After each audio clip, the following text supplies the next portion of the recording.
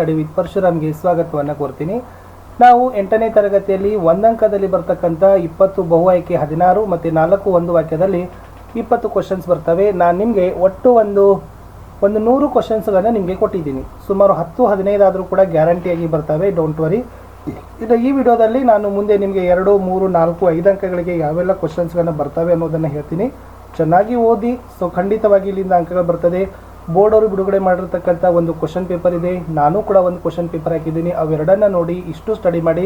ಇನ್ನೂ ನನಗೆ ಟೈಮ್ ಸಿಕ್ಕಿದ್ರೆ ಖಂಡಿತವಾಗಿ ನಾನು ವಿಡಿಯೋಗಳನ್ನು ಹೆಚ್ಚು ಹಾಕ್ತೀನಿ ಅಂತ ಹೇಳ್ತಾ ವಿಡಿಯೋ ಲೈಕ್, ಶೇರ್ ಹಾಗೂ ಸಬ್ಸ್ಕ್ರೈಬ್ ಮಾಡೋದನ್ನು ಮಾತ್ರ ಮರೆಯದಿರಿ.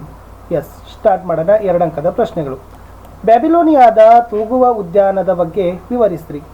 ಪ್ರಜಾಪ್ರಭುತ್ವದ ಯಶಸ್ಸಿಗೆ ಅವಶ್ಯಕವಾಗಿರುವ ಅಂಶಗಳನ್ನು ಪಟ್ಟಿ ಮಾಡಿ. ಬೇಟೆಯಾಡುವ ಹಾಗೂ ಆಹಾರ ಸಂಗ್ರಹಿಸುವ ಸಮಾಜ ಅತ್ಯಂತ ಪ್ರಾಚೀನ ಹಾಗೂ ಸರಳವಾದ ಸಮಾಜವಾಗಿದೆ, ಸಮರ್ಥಿಸಿರಿ. ಭೂಗೋಳದ ಚಿತ್ರವನ್ನು ನೋಡ್ರಿ, ಗ್ಲೋಬ್ದ ಚಿತ್ರ ಕೇಳಿದಾರ. ಬಿಡಿಸಿ ಉಷ್ಣಾಂಶ ವಲಯಗಳನ್ನು ಗುರುತಿಸಿ.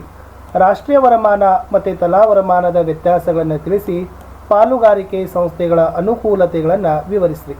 ಇನ್ನು 3 ಮಾರ್ಕ್ಸ್ಗೆ ಡೈರೆಕ್ಟಾಗಿ ಹೋಗೋಣ. ಪ್ರಾಗೈತಿಹಾಸಿಕ ಕಾಲದ ವಿವಿಧ ಕಾಲಘಟ್ಟಗಳನ್ನು ಹೆಸರಿಸಿರಿ. ಚಾಲುಕ್ಯರು ಸಾಹಿತ್ಯ ಪ್ರಿಯರು ಎಂಬುದನ್ನು ವಿವರಿಸಿರಿ. ಜಲ ಮಾಲಿನ್ಯದ ಪ್ರಮುಖ ಮೂಲಗಳನ್ನು ವಿವರಿಸಿರಿ. ಇನ್ನು 4 ಮಾರ್ಕ್ಸಿಗೆ ಗಂಗರು ಕಲೆ ಮತ್ತು ಸಾಹಿತ್ಯಕ್ಕೆ ನೀಡಿದ ಕೊಡುಗೆಗಳನ್ನು ವಿವರಿಸಿರಿ. ಭಾರತದ ನಕಾಶೆ ಬಿಡಿಸಬೇಕು. ಅದರಲ್ಲಿ ಪ್ರಯಾಗ, ಗಯಾ, ಥಾನೇಶ್ವರ್, ಮನ್ನೆಗಳನ್ನು ಗುರುತಿಸಬೇಕು. ಇನ್ನು ಈ ಕ್ವಶನ್ ಪೇಪರಲ್ಲಿರ್ತಕ್ಕಂಥದ್ದು ಸಿಂಧೂ ಸರಸ್ವತಿ ನಾಗರಿಕತೆಯ ಸ್ನಾನದ ಕೊಳ ಹೇಗೆ ರಚನೆಯಾಗಿತ್ತು. ಇನ್ನು ಸ್ಥಳೀಯ ಸ್ವಯಂ ಸರ್ಕಾರಗಳು ಅನೇಕ ಕಾರ್ಯಗಳನ್ನು ನಿರ್ವಹಿಸುತ್ತಿವೆ, ಸಮರ್ಥಿಸಿರಿ. ಕೃಷಿ ಸಮಾಜದ ಲಕ್ಷಣಗಳನ್ನು ವಿವರಿಸಿರಿ. ಸಾಗರ ತಳದ ಭೂಸ್ವರೂಪಗಳನ್ನು ನೋಡಿ, ಇದು ಚಿತ್ರ ಕೇಳಿದರೆ ಸಾಗರ ತಳದ ಭೂಸ್ವರೂಪಗಳನ್ನು ತೋರಿಸುವ ಚಿತ್ರ ಬರೆದು ಭಾಗ ಗುರುತಿಸಿರಿ. ಮಾನವನ 4 ಆರ್ಥಿಕ ಚಟುವಟಿಕೆಗಳನ್ನು ತಿಳಿಸಿ. ಬಹುರಾಷ್ಟ್ರೀಯ ಕಂಪನಿಗಳಿಂದ ಆಶ್ರಯದಾತ ರಾಷ್ಟ್ರಗಳಿಗೆ ಅನೇಕ ಪ್ರಯೋಜನಗಳಿವೆ, ಹೇಗೆ. ಇನ್ನು 3 ಮಾರ್ಕ್ಸ್ನಲ್ಲಿ ಗೌತಮ ಬುದ್ಧ ಬೋಧಿಸಿದ ಅಷ್ಟಾಂಗ ಮಾರ್ಗಗಳನ್ನು ತಿಳಿಸಿ. ರಾಷ್ಟ್ರಕೂಟರ ಆಡಳಿತ ವ್ಯವಸ್ಥೆಯನ್ನು ವಿವರಿಸಿರಿ. ಭೂಮಿಯ ಮೇಲಿನ ಪ್ರಮುಖ ಅಕ್ಷಾಂಶಗಳನ್ನು ಪಟ್ಟಿ ಮಾಡಿ. ಇನ್ನು 4 ಮಾರ್ಕ್ಸ್ನಲ್ಲಿ ಗುಪ್ತರು ಸಾಹಿತ್ಯ ಮತ್ತು ಕಲೆಗೆ ನೀಡಿದ ಕೊಡುಗೆಗಳು ಸ್ಮರಣೀಯವಾಗಿದೆ, ಹೇಗೆ. ಇನ್ನು ಭಾರತದ ಭೂಪಟ ಬಿಡಿಸಿ ತಲಕಾಡು, ವಲ್ಲಭಿ, ಮಥುರಾ ಮತ್ತು ಹನಗಲ್ಲಗಳನ್ನು ಗುರುತಿಸಬೇಕು. ನೆಕ್ಸ್ಟ್, ಇತಿಹಾಸಕ್ಕೆ ಸಂಬಂಧಿಸಿದ 4 ದೇಶಿ ಸಾಹಿತ್ಯಗಳನ್ನು ತಿಳಿಸ್ರಿ. ಉತ್ತಮ ಸರ್ಕಾರದ ರಚನೆ ಪ್ರಜ್ಞಾವಂತ ಮತದಾರರ ಮೇಲೆ ಅವಲಂಬಿತವಾಗಿರ್ತದೆ, ಹೇಗೆ. ಸಂಸ್ಕೃತಿ ಒಳಗೊಂಡಿರೋ ಅಂಶಗಳು ಯಾವುವು. ಗೋಳದ ಚಿತ್ರ ನೋಡಿ, ಇಲ್ಲಿ ಗೋಳದ ಚಿತ್ರ ಕೇಳಿದರೆ ಅಕ್ಷಾಂಶಗಳನ್ನು ಗುರುತಿಸಬೇಕು. ರಾಷ್ಟ್ರೀಯ ವರಮಾನ ಮತ್ತು ತಲಾ ವರಮಾನದ ವ್ಯತ್ಯಾಸಗಳನ್ನು ವಿವರಿಸಿರಿ. ಪಾಲುಗಾರಿಕೆ ಸಂಸ್ಥೆಗಳು ಅನೇಕ ಅನುಕೂಲಗಳನ್ನು ಹೊಂದಿವೆ, ಸಮರ್ಥಿಸಿರಿ.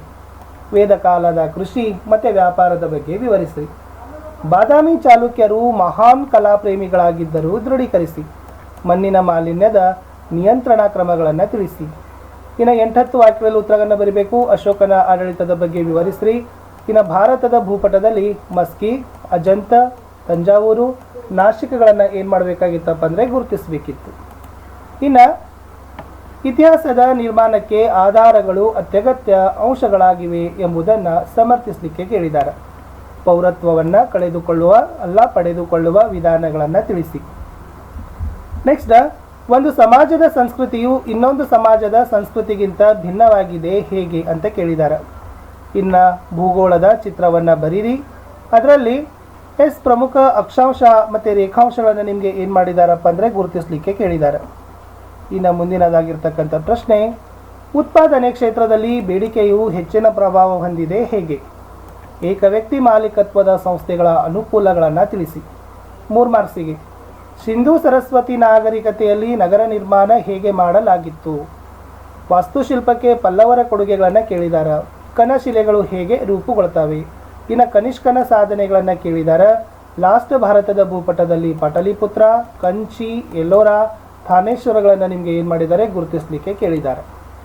ಇಲ್ಲಿ ಪದೇ ಪದೇ ಇವೇ ಕ್ವಶನ್ಸ್ಗಳು ರಿಪೀಟ್ ಆಗ್ತಾವೆ. ಸೊ ಅದಕ್ಕಾಗಿ ನಾನು ನಿಮ್ಗೆ ಏನು ಹೇಳೋದಂದರೆ, ಈ ಪ್ರಶ್ನೆಗಳನ್ನು ಚೆನ್ನಾಗಿ ಕುಂತು, ಸೊ ಈಗಾಗಲೇ ನೀವು ಓದಿದ್ದೀರಿ, ಬಟ್ ಓದದೇ ಇದ್ದರೆ ನಾನು ಹೇಳ್ತಕ್ಕಂಥ ಪ್ರಶ್ನೆಗಳನ್ನು ಸ್ವಲ್ಪ ಮಾರ್ಕ್ ಮಾಡಿಕೊಡ್ರಿ. ಸೊ ಮಾರ್ಕ್ ಮಾಡಿಕೊಂಡು ಅವುಗಳನ್ನು ಕುಂತು ಓದಿದರೆ ಸೊ ಖಂಡಿತವಾಗಿ ಇವೇ ಪ್ರಶ್ನೆಗಳು ನಾಳೆ ನಿಮ್ಮ ಎಕ್ಸಾಮ್ಗೆ ಬರ್ತವೆ ಅಂತ ಹೇಳ್ತಾ, ಸೊ ಈ ಪ್ರಶ್ನೆ ಪತ್ರಿಕೆಯಲ್ಲಿರ್ತಕ್ಕಂಥ ಪ್ರಶ್ನೆಗಳೇನಪ್ಪ ಅಂದರೆ, ಇತಿಹಾಸವನ್ನು ಮರು ನಿರ್ಮಾಣ ಮಾಡುವಲ್ಲಿ ನಾಣ್ಯಗಳು ಮಹತ್ವದ ಪಾತ್ರ ವಹಿಸ್ತವೆ, ಹೇಗೆ. ಪೌರ ಮತ್ತು ವಿದೇಶಿಗಳ ನಡುವಿನ ವ್ಯತ್ಯಾಸಗಳು ಏನು? ಭಾರತ ವಿವಿಧತೆಯಲ್ಲಿ ಏಕತೆಯನ್ನು ಹೊಂದಿದೆ, ಸಮರ್ಥಿಸ್ರಿ.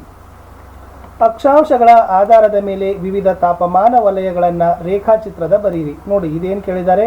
ಅಸಾಧ್ಯ ಇದೆ. ಏನು? ಅಕ್ಷಾಂಶಗಳ ಆಧಾರದ ಮೇಲೆ ವಿವಿಧ ತಾಪಮಾನ ವಲಯಗಳನ್ನು ತೋರಿಸೋ ರೇಖಾಚಿತ್ರ ಅಂತ ಕೇಳಿದ್ದಾರೆ. ಇನ್ನು ಬೇಡಿಕೆ ಮತ್ತು ಪೂರೈಕೆ ಪರಸ್ಪರ ಅವಲಂಬಿತವಾಗಿದೆ. ಏಕೆ? ಏಕ ವ್ಯಕ್ತಿ ಮಾಲೀಕತ್ವದ ವ್ಯವಹಾರ ಸಂಸ್ಥೆಗಳ ಮಿತಿಗಳನ್ನು ಕೇಳಿದ್ದಾರೆ. ಇನ್ನು ಇಲ್ಲಿ ಈ ಹರಪ್ಪ ನಾಗರಿಕತೆಯು ಅವನತಿ ಹೇಗೆ ಆಯಿತು ಅಂತ ಕೇಳಿದ್ದಾರೆ. ಸೊ ಅಂದರೆ ಹರಪ್ಪ ನಾಗರಿಕತೆಯ ಅವನತಿಗೂ ಕೂಡ ಕಾರಣಗಳಿದ್ದಾವೆ. ಆ ಕಾರಣೀಕರಣವಾಗಿರ್ತಕ್ಕಂಥ ಅಂಶಗಳನ್ನು ಸಹಿತನೂ ಕೂಡ ನೀವು ಬರೆದ್ರೆ ಏನು ಮಾಡ್ತಾರಪ್ಪ ಅಂದರೆ ನಿಮಗೆ ಅಂಕಗಳನ್ನು ಕೊಡ್ತಾರೆ. ಇನ್ನು ನೆಕ್ಸ್ಟ್, ಚಾಲುಕ್ಯರು ಸಾಹಿತ್ಯ ಪ್ರೇಮಿಗಳಾಗಿದ್ದರು, ಸಮರ್ಥಿಸಿರಿ ಅಂತ ಏನು ಮಾಡಿದ್ದಾರೆ? ಕೊಟ್ಟಿದ್ದಾರೆ. ಇನ್ನು ಶಬ್ದ ಮಾಲಿನ್ಯದ ಮೂಲಗಳನ್ನು ವಿವರಿಸಿರಿ ಅಂತ ಏನು ಮಾಡಿದ್ದಾರಪ್ಪ ಅಂತಂದರೆ ಕೊಟ್ಟಿದ್ದಾರೆ. ಸೊ ನೋಡಿ, ಶಬ್ದ ಮಾಲಿನ್ಯ, ಜಲಮಾಲಿನ್ಯ ಎರಡು ಫೇಮಸ್ಸು. ಬಟ್ ಅದರಲ್ಲಿ ಯಾಕೋ ಈ ಸರಿ ನಿಮಗೆ ಶಬ್ದ ಮಾಲಿನ್ಯ ಬಗ್ಗೆ ಪ್ರಶ್ನೆಗಳು ಬರ್ತಾ ಇದ್ದಾವೆ. ಇನ್ನು ಮೌರ್ಯರ ಆಡಳಿತ ಪದ್ಧತಿಗಳ ಬಗ್ಗೆ ವಿವರಣೆ ಕೊಡಿ.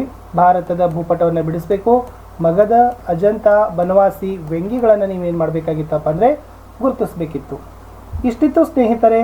8ನೇ ತರಗತಿಯಲ್ಲಿ ನಿಮ್ಮ ಎಕ್ಸಾಮಿನೇಷನ್ಸ್ಗೆ ಬರ್ತಕ್ಕಂಥ 2 ಅಂಕ, 3 ಅಂಕ, 4 ಮತ್ತು ಮ್ಯಾಪ್ನ ಕ್ವಶನ್ಸ್ಗಳನ್ನು ನಾನು ಏನು ಮಾಡಿದ್ದೀನಿ ನಿಮಗೆ ಖಂಡಿತವಾಗಿ ಹೇಳಿದ್ದೀನಿ. ಸೊ ಇದು ಭಾಳಷ್ಟು ರೀತಿಯಾಗಿರ್ತಕ್ಕಂಥ ನಿಮಗೆ ಹೆಲ್ಪ್ ಆಗ್ತದೆ ಅಂತ ಹೇಳ್ತಾ, ಸೊ ಮತ್ತೆ ನಾನು ನಿಮಗೆ ಬಿಡಿಸಿರ್ತಕ್ಕಂಥ ಪ್ರಶ್ನೆ ಪತ್ರಿಕೆಗಳನ್ನು ಈ ಉತ್ತರಗಳ ವಿಡಿಯೋಗಳನ್ನು ಕೊಡ್ತೀನಿ. ಸೊ ಅವೆಲ್ಲ ನೀವು ನೋಡಿದರೆ ಖಂಡಿತವಾಗಿ ನಿಮ್ಗೆ ಏನಾಗ್ತದಪ್ಪ ಅಂದರೆ ಬೆನಿಫಿಟ್ ಆಗೇ ಆಗ್ತದೆ. ಸೊ ನಮ್ಮದು ವಾಟ್ಸಪ್ ಚಾನಲ್ ಅದ, ಟೆಲಿಗ್ರಾಮ್ ಗ್ರೂಪ್ ಅದ, ಅವೆರಡರ ಲಿಂಕನ್ನು ಕೊಟ್ಟಿದ್ದೀವಿ. ಓಕೆನಾ? ಸೊ ನೀವು ಹೋಗಿ ನಮ್ಮ ವಾಟ್ಸಪ್ ಚಾನಲೇ ಮತ್ತು ಟೆಲಿಗ್ರಾಮ್ ಗ್ರೂಪ್ಗೆ ಬಂದು ಜಾಯ್ನ್ ಆಗೋದ್ರಿಂದ ಖಂಡಿತವಾಗಿ ನೀವು ಇನ್ನೂ ಹೆಚ್ಚಿನ ಅಂಕಗಳನ್ನು ಏನು ಮಾಡ್ತೀರಪ್ಪ ಅಂತಂದರೆ ಪಡಿತೀರಿ. ಸೊ ಮತ್ತು ನಾವು ಅಲ್ಲಿ ಒಂದು ಗ್ರೂಪ್ಗಳಲ್ಲಿ ನಿಮಗೆ ವಿಡಿಯೋಗಳ PDF ಫೈಲ್ಗಳಾಗಿರ್ಬೋದು. ಓಕೆನಾ? ಸೊ ವಿಡಿಯೋಗಳಿಗೆ ಬೇಕಾಗಿರ್ತಕ್ಕಂಥ ಕ್ವಶನ್ ಆನ್ಸರ್ಸ್ಗಳ ಇಮೇಜ್ಗಳನ್ನಾಗಿರ್ಬೋದು ಅಲ್ಲೆಲ್ಲ ನಾವು ನಿಮಗೆ ಶೇರ್ ಮಾಡ್ತೀವಿ.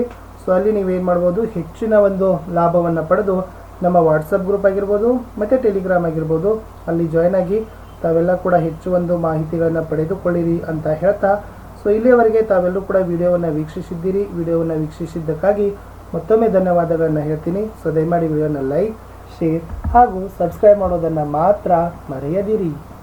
Take care. ಬಾಯ್.